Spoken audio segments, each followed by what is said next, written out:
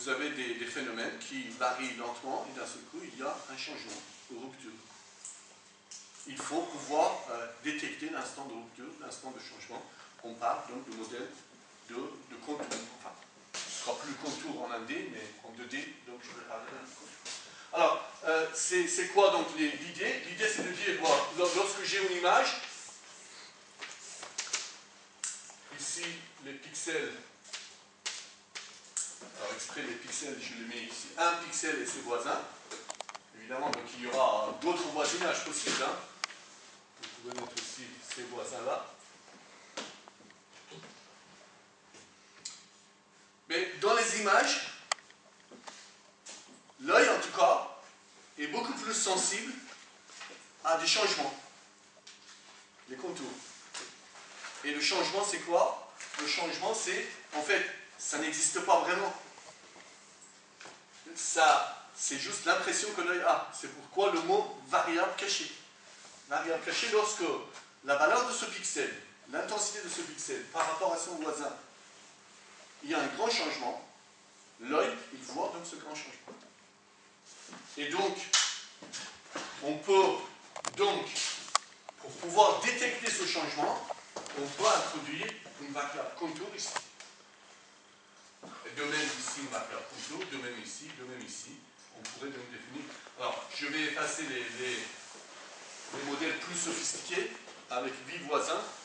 Je vais garder donc le modèle avec 4 voisins, mais si c'est avec 8 voisins, il faut aussi considérer les contours entre les diagonales.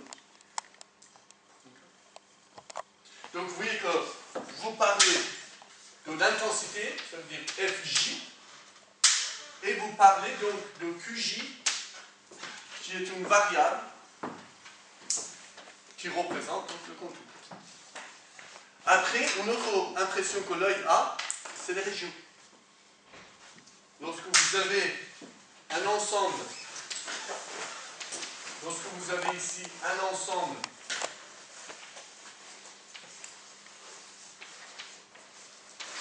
par exemple comme ça, un ensemble de régions, l'œil, quand il voit dans un ensemble de régions, en fait, il le voit comment? Il le voit parce qu'il y a tout un ensemble de pixels qui se ressemblent et qui sont différentes des régions voisines. D'accord? Donc, lorsque vous avez ici un ensemble région K, et ici région K plus 1, région L, c'est parce que l'ensemble des pixels FJ qui appartient à la région K, ils se ressemblent. Et cette ressemblance, une manière très simple donc à le modéliser, la dernière fois nous avons vu, c'est de modéliser P de FJ connaissant une variable cachée, Z,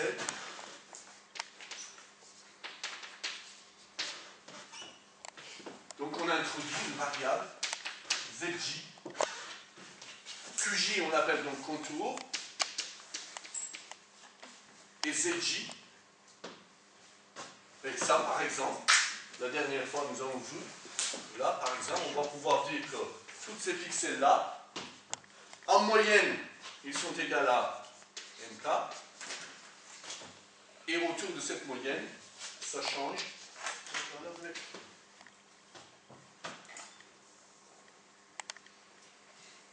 Alors, les Gaiman et Gaiman, ils ont surtout développé le modèle avec contour.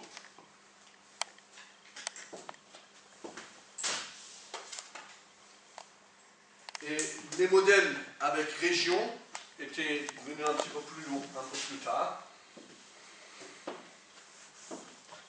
Et ce modèle particulier avec les ZJ et avec un modèle de Z qui était le modèle de Potts, donc l'ensemble de modèles qu'on appelle ça Gauss. Alors, pourquoi Gauss?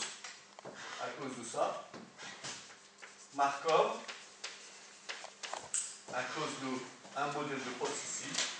Et Gauss, Markov, Potts.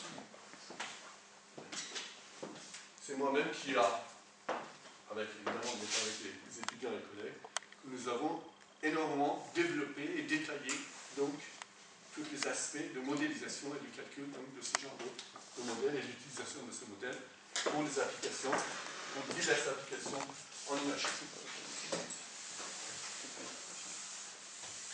Alors, donc, les modèles composites signifient que, le mot composite donc, composite signifie qu'à un pixel J est associé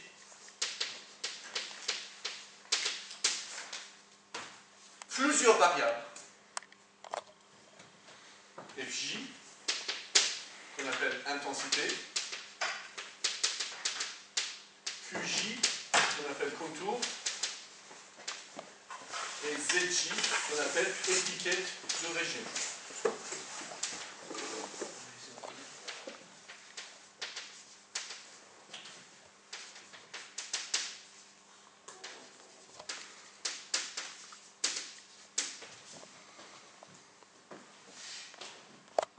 Alors, à vrai dire, le modèle qui a été développé par Lehmann et Germain, il attribuait le Q entre les deux pixels. C'est-à-dire, il avait défini, en fait, les variables Q, c'était quelque chose qui dépendait donc de deux pixels voisins. C'est une modélisation légèrement différente.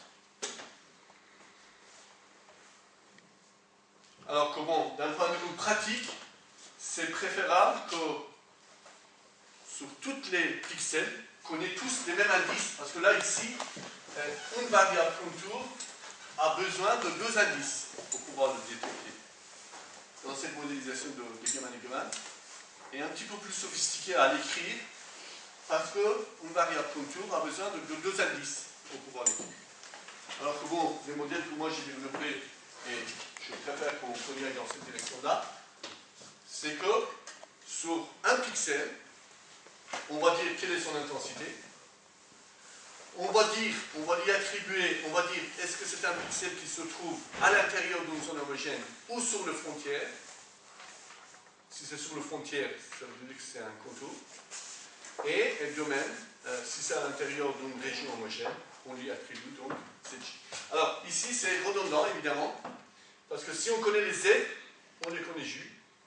En fait ici ces deux-là, c'est soit l'un soit l'autre qu'on utilise, pas les deux. Soit on utilise un modèle Fj et Qj, soit on utilise un modèle Fj et Zj, sachant que les Z...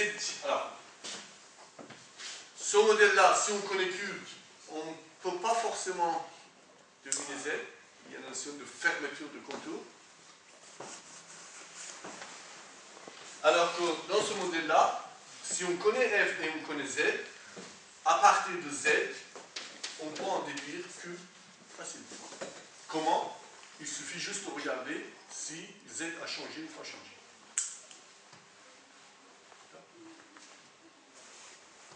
Si les voisins, si QJ va être égal à 1 ou égal à 0, si ces voisins ont la même indice Z ou ils n'ont pas la même indice. Alors il y a des subtilités donc dans les deux modélisations. Je dis dans ce modèle-là, le fait que la variable cachée se trouvait entre les deux pixels nécessiterait deux indices. Si je ne vais pas le détailler, on n'aura pas le temps de détailler ça. Dans ce modèle-là, que je viens de décrire, vous voyez que, par exemple, un pixel qui se trouve ici et un pixel qui se trouve ici, tous les deux sont des contours. Alors que dans ce modèle-là, il n'y aurait qu'un seul contour.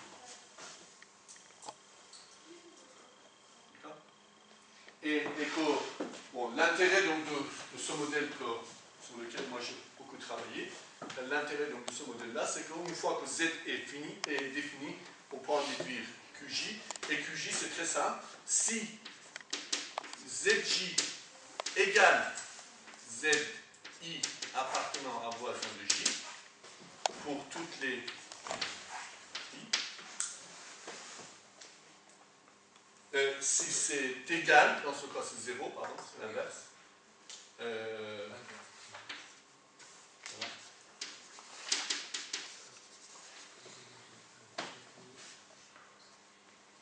Si à un point, tous ses voisins sont de la même couleur, il n'y a pas de contour. Par contre, dès que, par rapport à un des voisins, il y a une différence, ça veut dire qu'il y a un contour. Est-ce que là?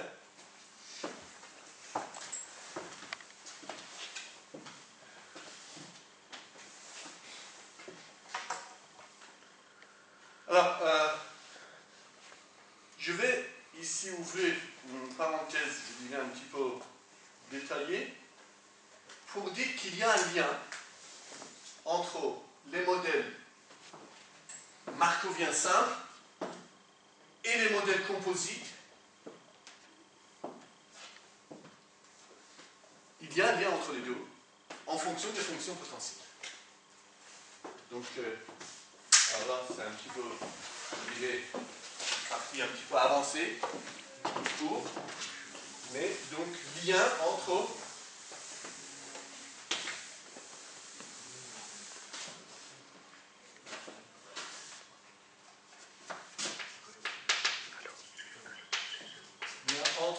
modèle markovien simple, ou plus exactement le choix de la fonction phi et les modèles composites. Modèle markovien simple, c'est composite. Alors ça, ce sont donc des développements récents, donc je vais vous en parler. Alors, pour ça, bon, on va prendre donc l'exemple indé.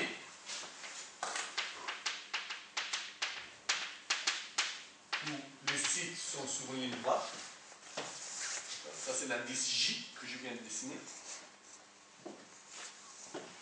Alors, si c'est l'indice J que je viens de dessiner ici, on va prendre cet exemple-là, ça c'est J, et ça c'est J-1. Son voisin, alors je vais travailler aussi dans une chaîne de Markov pour que les choses soient simples à écrire, J et J-1. Et imaginez une situation où la loi de Fj va dépendre de Qj et de Fj-1. Ça c'est un modèle donc composite que je suis en train d'écrire. Alors ça, on va dire que c'est le Fj et ici Fj-1, la même chose, Qj et Qj-1. Je vais dire que Fj dépend de Fj-1 si Qj est égal à 0.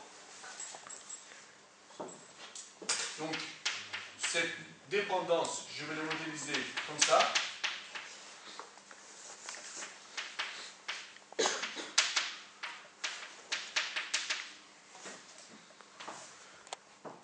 Ça veut dire, si QJ égale 0, ça veut dire quoi? Ça veut dire que je ne suis pas sur un bord. Je ne suis pas sur un endroit où il y a une rupture. S'il n'y a pas de rupture, ça veut dire que je voudrais que Fj soit dépendant de Fj-1. Par contre, lorsqu'il y a une rupture, si QJ égale 1, je voudrais que ce soit un gaussien qui ne dépend plus de Fj-1. Voilà, je pourrais le mettre ici 0 ou une moyenne. Hein. Donc mais simplifions donc déjà la vie avec une moyenne qui est égale à 0. Et ici, pareil, c'est moyenne. Alors, je mets aussi le même variable, la même variance pour simplifier encore les phénomènes. Mais les modèles plus sophistiqués, ce serait que ici, n et ici, il est différent de ça.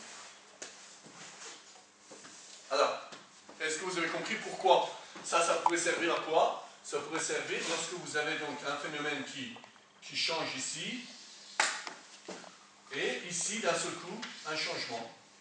Vous dites que lorsque je suis en train d'étudier ce point-là, ce point ne dépendrait pas donc de Fj-1 qui est là. Par contre, si j'étais ici, dépendrait donc de ce voici. D'accord? Alors, ce que je vais vous montrer par la suite, c'est que lorsque je vais écrire la loi de F, on va pouvoir l'écrire sous forme d'un modèle markovien dans lequel le QJ disparaît. Mais par contre, on va avoir une fonction potentielle qui est un petit peu spécifique, qui d'une manière implicite, d'une manière contournée, contient donc les QJ. Voilà donc ce que je vais essayer de faire ici. Ce qui va montrer effectivement le lien entre un modèle composite simple, un modèle markovien simple et un modèle simple. C'est clair? Vous suivez? Alors on va faire le développement. Donc ça c'était un point de départ. Alors pour ce point-là, donc, pour que je puisse aller plus loin, il faudra aussi bien sûr que j'écrive quel est le modèle du QJ. Le modèle du QJ, ça va être très simple. La loi de probabilité pour que QJ soit égal à 1, c'est alpha, un modèle de Bernoulli. On l'a fait partiellement la dernière fois, mais bon, là aujourd'hui, on va le reprendre. Donc ça, c'est un modèle gaussien, et ça, c'est un modèle de Bernoulli.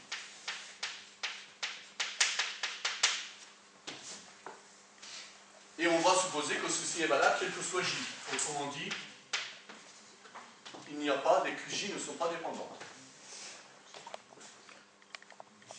Oui.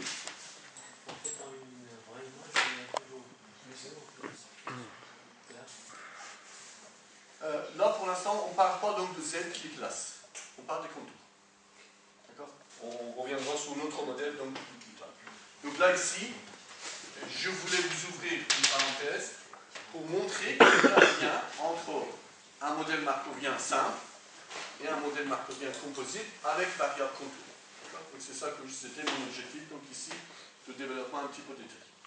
Alors, à partir de là, je vais pouvoir écrire quelle est la loi de probabilité de tous les Q, quelle est la loi de probabilité de F connaissant Q, et ensuite, je vais en déduire, à partir de ça, je vais pouvoir déduire la loi de F et ensuite, je vais utiliser avec un modèle J égale HF plus epsilon pour arriver, autrement dit, je vais arriver finalement à P de F et Q connaissant G sur lequel je vais pouvoir faire des calculs. Je vous donne déjà le schéma. Quelles sont les différentes étapes qu'on va y arriver?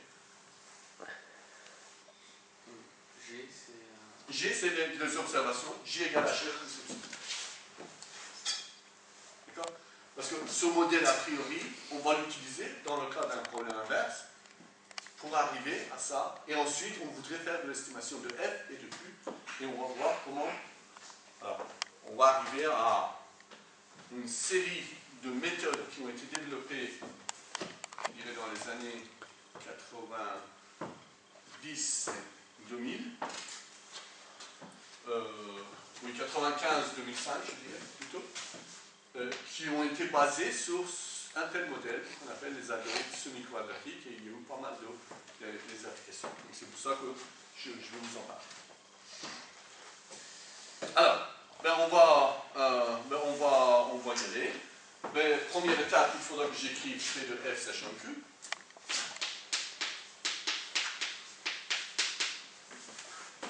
Bon, avec ça et ça, c'est facile à écrire que P de F sachant Q va être proportionnel à exponentielle 2 moins 1 sur 2 moins F au carré. Bon, mais d'un côté, vous aurez somme sur J de QJ FJ au carré. Ça viendrait d'où? ça viendrait de cette partie-là. Si QJ égale 1, on a ça. Et à partir de ça, vous trouverez ça. Et ensuite, vous aurez ça, qui va être, donc ici, exponentielle de, voilà, et un terme supplémentaire ici, qui va être, pareil, là, oui, somme sur J, de 1 moins QJ, et FJ moins FJ moins 1.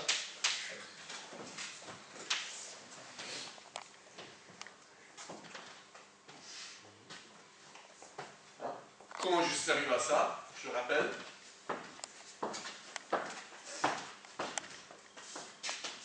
Les deux cas, quand QJ égale 1, quand QJ égale 0.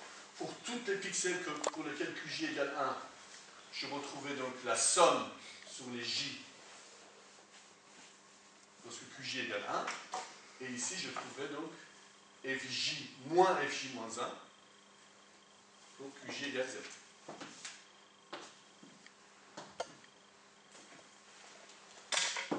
Alors, pour cette deuxième, P de Q, ça c'est facile. Si vous avez un vecteur de dimension n, ici A jusqu'à n, les nombres, alors les QJ sont des binaires, c'est soit 1 soit 0.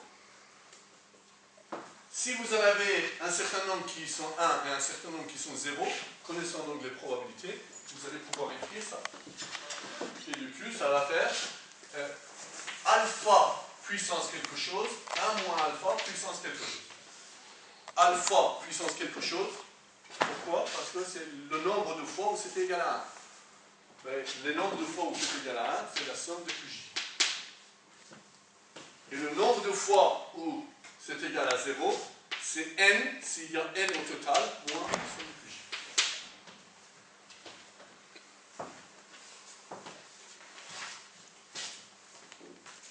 D'accord?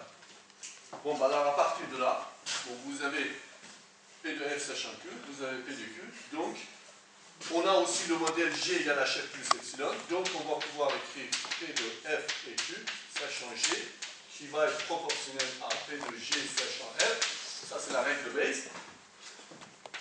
P de F sachant Q, P de Q. Si je prends le logarithme des deux côtés,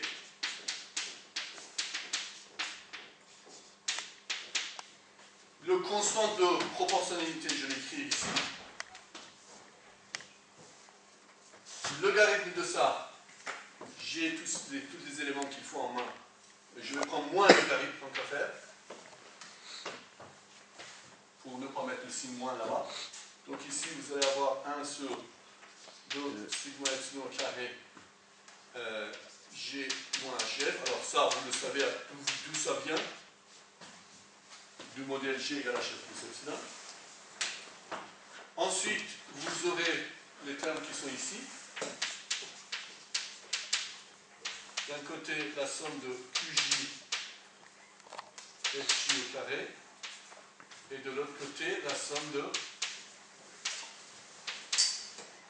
1 moins QJ FJ moins FJ au carré. Et finalement, le logarithme de ça, log de P, ça devrait être facile d'écrire, c'est log de alpha fois la somme de QJ plus n moins la somme de QJ fois log de 1 moins alpha. Si vous allez combiner les choses, vous verrez que la partie qui va rester, qui va être importante, ça va être, après il y aura un log de un n de la sortie qui va rentrer dans les constantes. Donc ici, qu'est-ce qu'on va avoir comme terme supplémentaire? Log de alpha sur alpha moins 1, 1 moins alpha, pardon.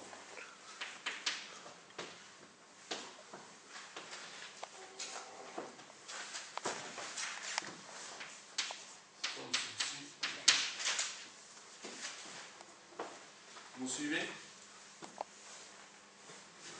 Et alors ensuite, si l'objectif c'est par exemple de chercher le marque-joint,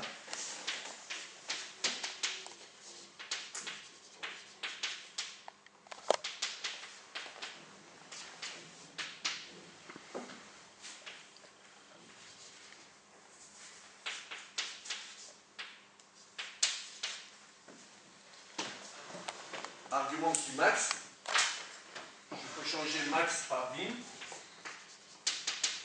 et ici à la place de ça, mettre moins logarithme de.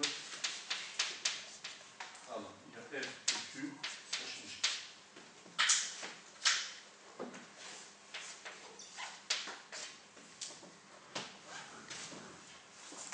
Et donc finalement, on va arriver à quoi? À un problème d'optimisation mixte. Argument qui maximise en Q, minimise en Q et en F. Un critère, je pourrais l'appeler J, qui dépend de F et de Q. Voilà.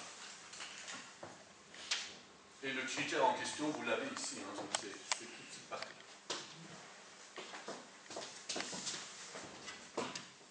Alors, on peut l'écrire légèrement différemment. Le J de F et de Q, qui est en fait tout cet ensemble-là. Si vous mettez 1 sur 2 sigma 2 en facteur, qui va rentrer dans les constantes, qu'on va vous écrire, vous avez ça, plus, alors le rapport de sigma epsilon sur sigma F2, je vais l'appeler lambda, pour simplifier la vie. Et ensuite, vous avez donc tout le reste qui, vous pouvez l'écrire, somme de J Fj au carré, plus somme de 1 moins QJ Fj au carré, plus log de alpha sur 1 moins alpha, je vais l'appeler bêta, somme de QJ. En fait, le bêta, c'est le log de alpha sur 1 moins alpha divisé par sigma epsilon au carré. Pourquoi le même coefficient de lambda? Comment? Pourquoi le même coefficient de lambda? En fait, lambda, ce serait le rapport de. Si je mets ça en facteur, il va y avoir sigma epsilon carré sur sigma f au carré, je l'appellerai lambda. Et pour ça aussi, je peux le faire séparément et je peux le mettre un seul. Tout dépend de la définition du vecteur qu'on va mettre. C'est une constante, ça n'a pas grande importance. Et alors, ensuite, il faudra faire une optimisation. Et l'optimisation se fait de manière alternée.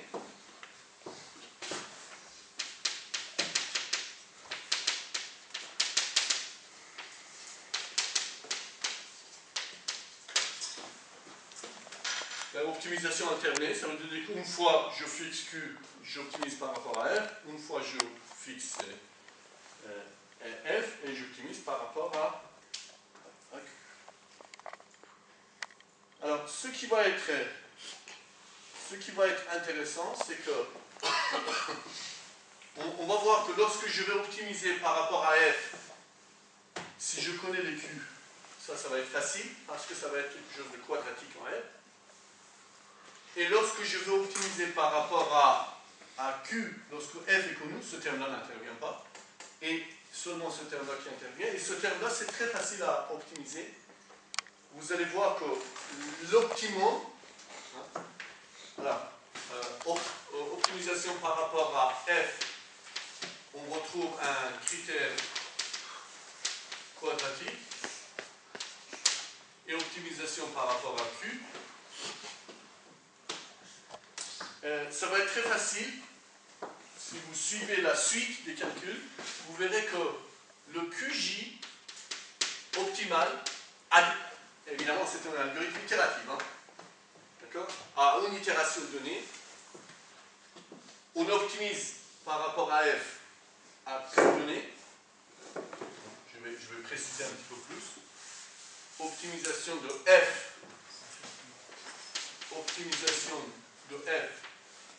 à Q fixé. Ça, c'est un critère quadratique à calculer. Et optimisation par rapport à Q, à F fixé. Et là, la réponse, la solution, ça va être facile à écrire. Q chapeau J. Mais Q chapeau, de toute façon, c'est soit 1, soit 0. Vous êtes d'accord? Ça va être égal à 1 si FJ moins FJ moins 1, ça va être facile, hein? C'est ce terme-là, vous regardez quelle est la valeur minimum de ça, et ça va être très facile à voir que c'est ça, lorsque ça c'est inférieur à, alors qu'est-ce que j'ai, pas d'autre alpha G, gamma, un certain gamma qu'il faut calculer, bien sûr, ça dépendrait de bêta, de lambda, etc. Et 0 sinon.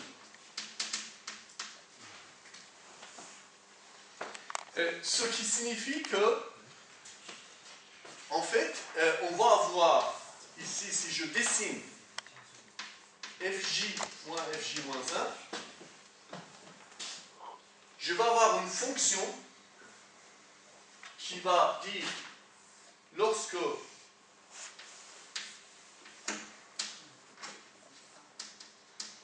voilà, bon, cette fonction-là, je vais interpréter tout à l'heure. Ici, il va y avoir effectivement gamma. Lorsque la différence entre FJ et FJ moins 1, qui est sur cet axe, est supérieure à gamma, pardon, supérieure.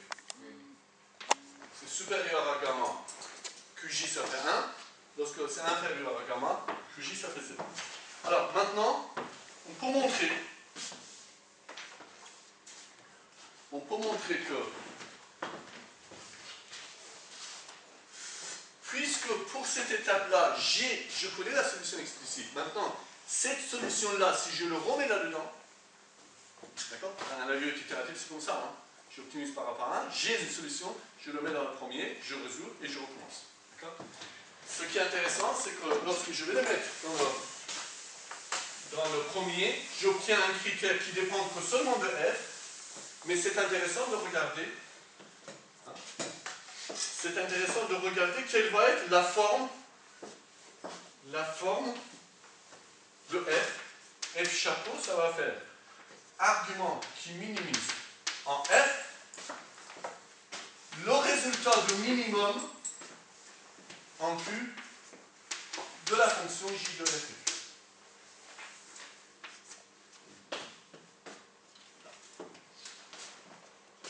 Et le résultat donc, de cette fonction, je pourrais l'appeler g phi de f.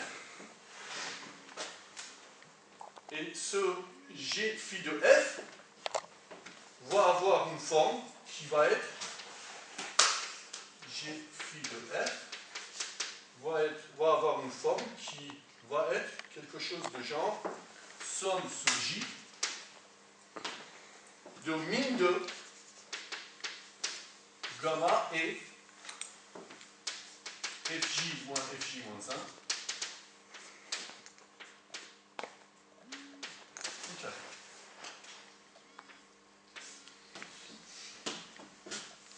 D'où le dessin que j'ai tracé là-bas.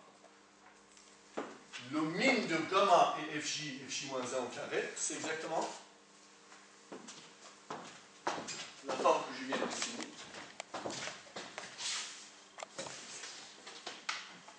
Autrement dit, c'est une fonction. Je pourrais l'appeler ça.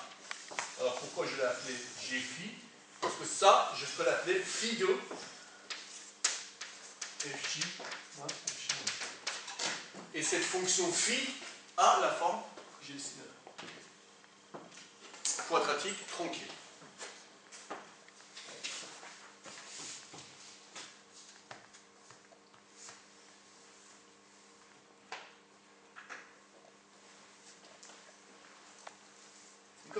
Autrement dit, regardez, d'un côté, j'avais une optimisation par rapport à f, par rapport à q, par rapport à f, par rapport à q.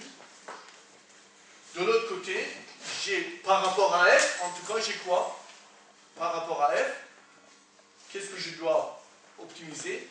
par rapport à f, la fonction que j'aurai à optimiser, ce serait g moins hf au carré, plus un coefficient, alors je ne sais pas comment je pourrais l'appeler, gamma, ou alpha, ou bêta, ou n'importe, ou lambda, quelque chose qui va être la somme sur j de fonction phi de fj moins ça, ça, c'est tout. Et ça, c'est quoi? Exponentielle de ça, c'est p de j sachant f, et ça, c'est p de f.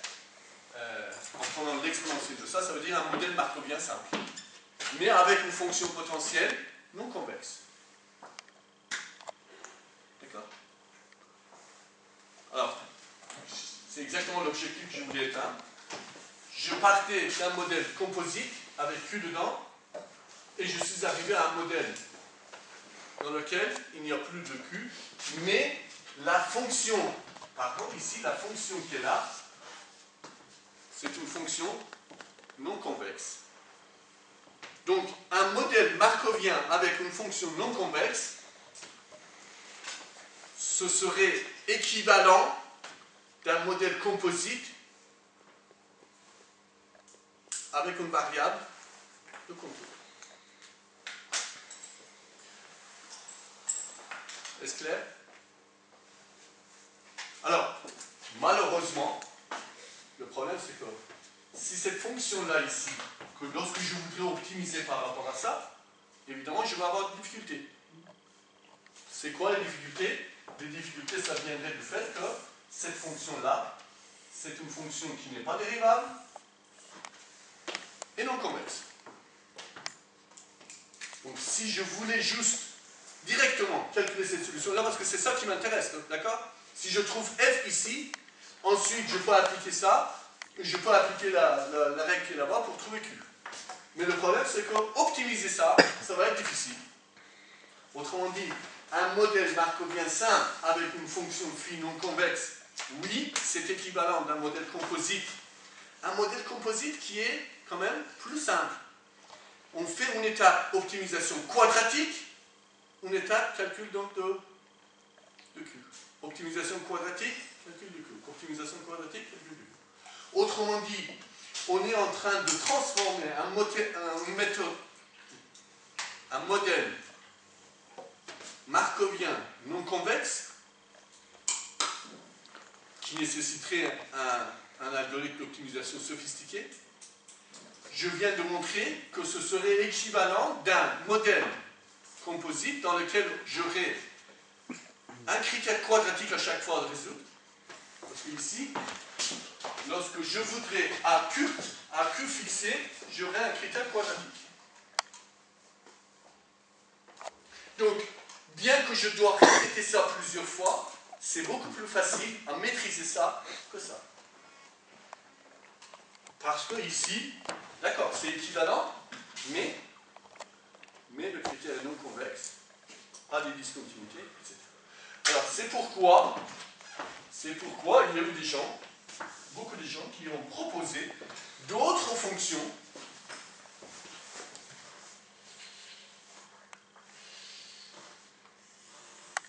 comme ça,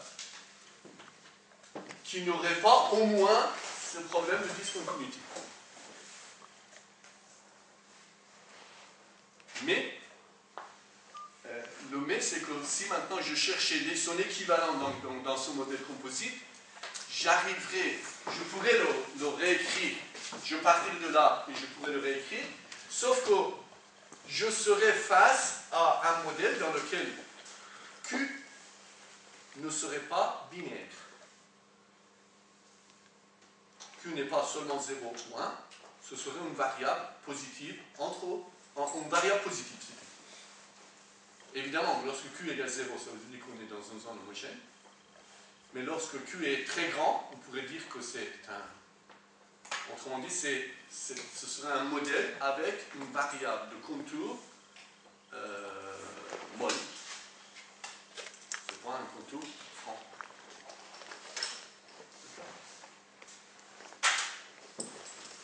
Alors, un dernier point, et après on n'arrête pas dans ce sujet. j'espère que vous avez vu donc le lien. Et exactement, donc pour le cas où on prendrait ici, alors, il y a eu aussi des gens qui ont proposé des fonctions, alors ça aussi c'est non convexe encore. Il y a des gens qui ont proposé une suite de fonctions convexes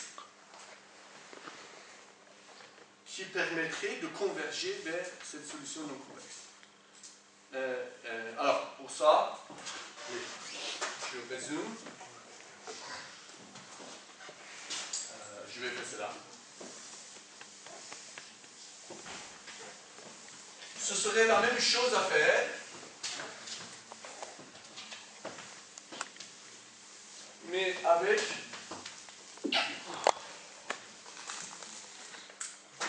cette fois-ci une variable. Alors une variable Bj qui serait égale à 1 moins Qj et qui serait... alors il y a eu plusieurs développements, mais la plus simple c'est ça.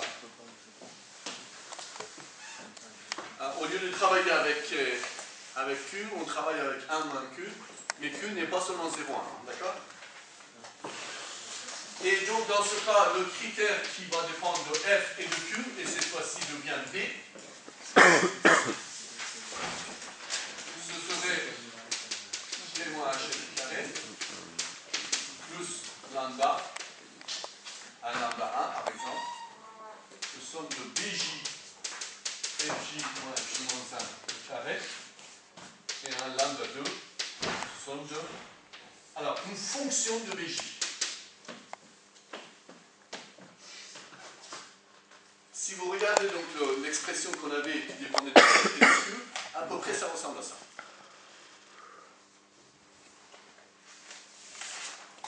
Alors, et ce fameux psi qui est rentré ici,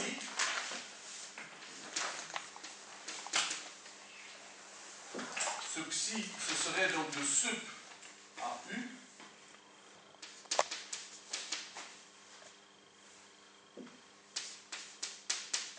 Alors ça c'est une propriété qu'on appelle propriété de dualité.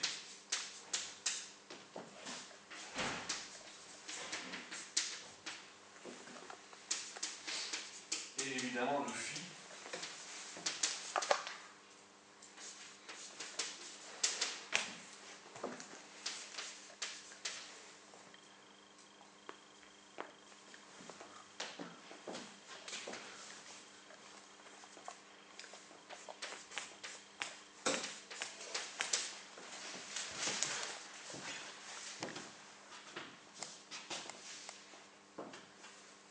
Et ensuite, on peut montrer que inf de inf en B2, le J de F et B est égal à G phi de F.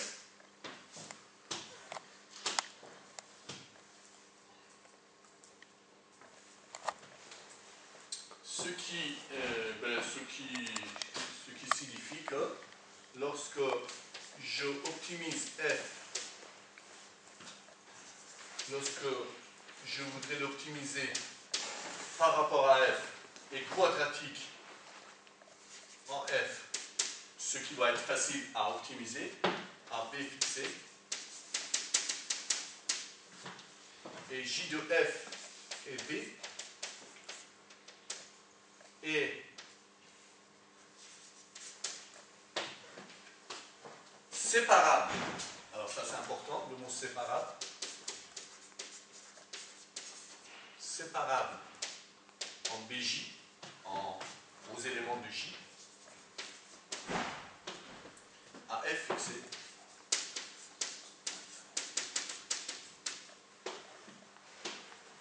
Ce qui signifie que je transforme un problème d'optimisation non quadratique, et non quadratique, c'est ça, à une suite d'optimisation quadratique et quelque chose qui est facile et qu'on obtient la solution, cette étape-là, cette deuxième étape, à une solution B chapeau de U égale phi' de U sur de U, avec les propriétés que je viens d'écrire ici.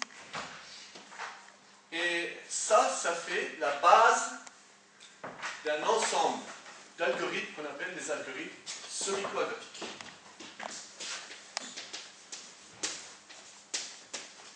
Le mot semi, on entend.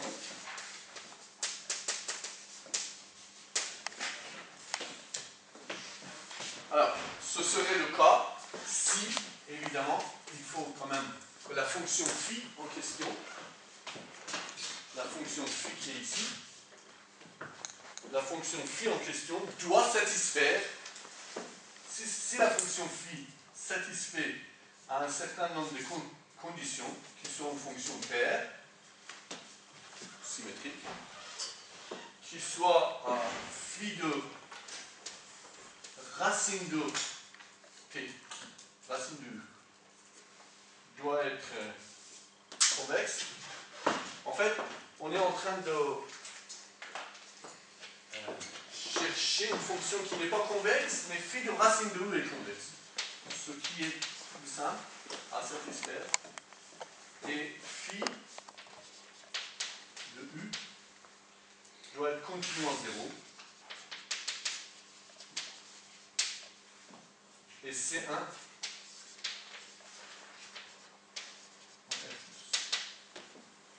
voilà, ça c'est les conditions mathématiques.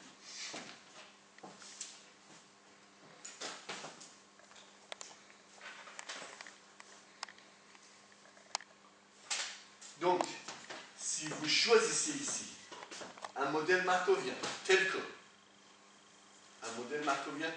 la fonction phi qui est là, vous choisissez la fonction phi avec cette propriété-là. D'accord ? Je résume. Si vous choisissez un modèle markovien simple, avec une fonction potentielle qui satisfait ces conditions-là, alors il existe une fonction psi telle que, et telle que, lorsque je voudrais calculer f, en optimisant ça, je transformerai mon problème à l'optimisation d'un critère qui a deux paramètres, deux variables, f et b. Je ferai l'optimisation par rapport à f à b fixé qui est quadratique. Et la solution pour b, ça va être immédiatement trouvée. D'où le mot algorithme semi-quadratique. Et un des algorithmes semi-quadratiques, il y a plusieurs fonctions phi qui satisfont ces conditions-là que je viens d'écrire, je peux vous le donner, et de fonctions psi correspondantes. Et un de ces algorithmes-là qui ont été développés, c'est l'algorithme Legendre, Arthur et Legendre, il y a eu donc deux papiers dans les années 95-2000, je crois. Il y a eu donc, parti sur ces constatations, il y a eu deux algorithmes qui ont été développés en fonction de différents choix donc de la fonction phi qui satisfait ces conditions-là, qui ont été développés, et ce sont des algorithmes qu'aujourd'hui c'est utilisé dans pas mal des, en particulier dans l'imagerie de cerveau, c'est utilisé maintenant. Okay. Donc, je résume. Si j'avais ouvert un champ pour pouvoir dire qu'il y a un lien entre les modèles markoviens simples et le modèle markovien composite, ou bien on pourrait parler de dire, imaginons que j'ai un modèle markovien simple avec une fonction potentielle. Si cette fonction potentielle satisfait un certain nombre de conditions, alors je peux, au lieu d'optimiser ça directement, qui est difficile, optimisation directe de ça c'est difficile. Pourquoi? Parce que cette fonction phi n'est pas quadratique, donc son optimisation est difficile. Et si la fonction phi satisfait ces conditions-là, alors il existe les fonctions psi avec cette relation de dualité telle que, j'espère que vous suivez, telle que je puisse, au lieu donc d'optimiser ça, optimiser ça, mais de manière alternée en fonction de f, en fonction de b, en fonction de f, en fonction de b. Donc je vais résoudre un ensemble de systèmes, un ensemble d'optimisation quadratique, que je pourrais le faire facilement. Et à chaque fois, lorsque je voudrais optimiser d'une manière quadratique, j'aurai une solution ici, et ces solutions-là, ils sont données par ces relations-là qui sont décrites ici. Et j'aurai aussi une interprétation pour B. Ça veut dire que le B que j'obtiens ici ne sera pas inutile. J'obtiendrai F qui est l'image, et j'obtiendrai B à chaque itération, et à la fin aussi j'aurai un B. Mais ce B-là n'est pas inutile. En fait, le B ici, l'image de B, représente les contours. Pas vraiment les contours au sens 0,1, mais les endroits où B égale 0, ça veut dire qu'il n'y a pas de contour. Les endroits où B est très fort, ça veut dire qu'il y a le contour. Autrement dit, B, ce serait une représentation de gradient de l'image. Donc ça va être une méthode qui me permet d'estimer à la fois l'image